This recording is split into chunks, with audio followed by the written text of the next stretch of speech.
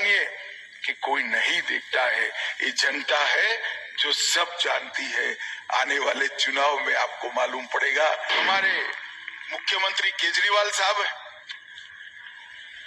उन्होंने जो जो कहा वो कभी नहीं किया। उन्होंने कहा था मैं कभी मुख्यमंत्री नहीं बनूंगा, 3 बार मुख्यमंत्री बने।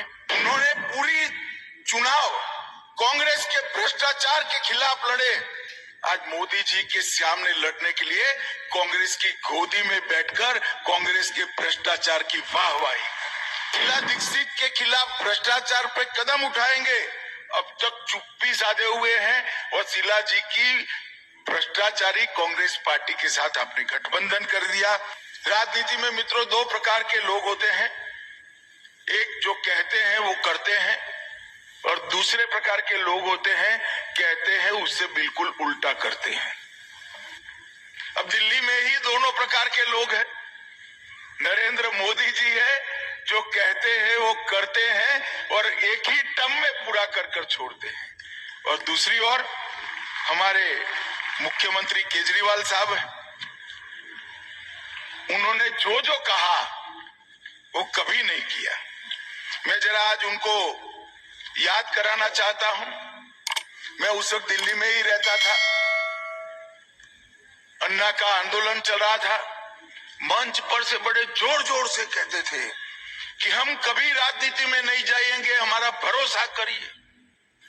यही केजरीवाल कहते थे।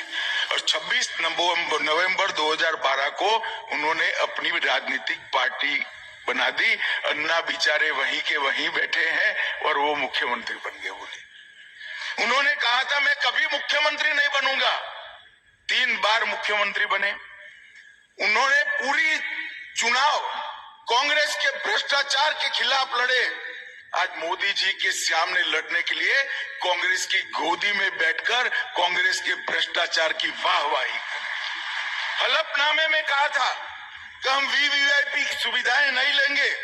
सरकारी बंगला लिया, सरकारी गाड़ियां ली, सुरक्षा ली।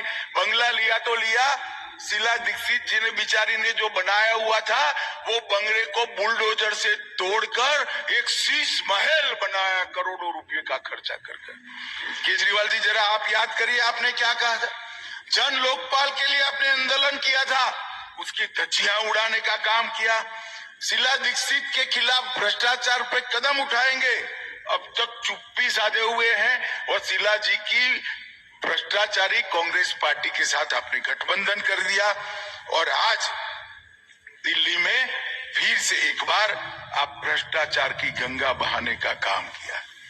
मित्रों, इनकी ये जो एनजीओ से मुख्यमंत्री तक की सफर है वो केवल और केवल वादा खिलाफी, झूठ बोलना, बार बार बोलना और सार्वजनिक रूप से झूठ बोलने से भरी हुई सफर है।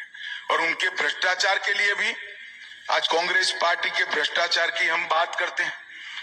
कॉल ब्लॉक हो, कॉमनवेल्थ हो, 2G का घोटाला हो, Sharda chit fund, INX media, Aircel, Antariksh, land for job, Panchkula Gurgaon में भूमि का आवंटन, Jammu Kashmir cricket association, Embraer deal, Hawk aircraft, Augusta Westland, Bofors, Maruti घोटाला, ये सारे घोटाले की निंदा करने वाले केजरीवाल जी स्वयं आज क्या हुआ बताइए मुझे? दिल्ली में शराब घोटाला हुआ।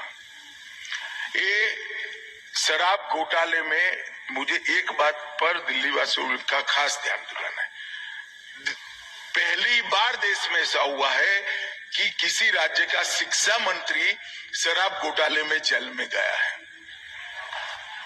जिनका काम शिक्षा का प्रचार और प्रसार करने का था, उन्होंने शराब का प्रचार और प्रसार करा, 2,275 करोड़ का घपला किया और आज जेल में बैठे हैं। मनीष सिसोदिया जी जेल में, संजय सिंह जेल में, केजरीवाल जाते नहीं है जवाब देने के लिए। दिल्ली जल बोर्ड 78,000 करोड़ का घोटाला, बंगला घोटाला 125 करोड़ का और शीश महल के रिपेयरिंग में 9 करोड़ का घोटाला, क्लासरूम घोटाला लगभग बने ही नहीं, और 5,000 करोड़ का हेरफेर है। मोहल्ला क्लिनिक के नाम पर घोटाला किया, नकली दवाई के वितरण पर घोटाला किया, लेबोरेटरी के टेस्ट में घोटाला किया, सार्वजनिक वाहनों में लगाने वाले पैनिक बटन में घोटाला किया, बस खरीदी की योजना में घोटाला किया, और ये कहते हैं कि हम कट्टर ईमानदार व्यक्ति हैं। अब किसी पहले दूसरी कक्षा के शिक्षक को कट्टर ईमानदार की व्याख्या समझाते दिक्कत आ जाए, ऐसा केजरीवाल जी आपने कर दिया है।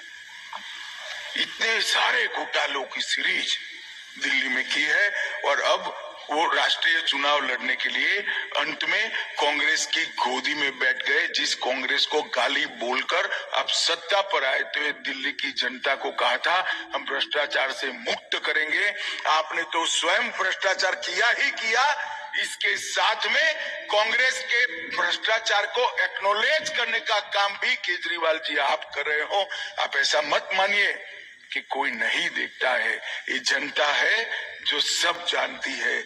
आने वाले चुनाव में आपको मालूम पड़ेगा, आप कितने भी नियम नीति छोड़कर गठबंधन करिए, आएगा तो मोदी ही 400 पार कर तीसरी बार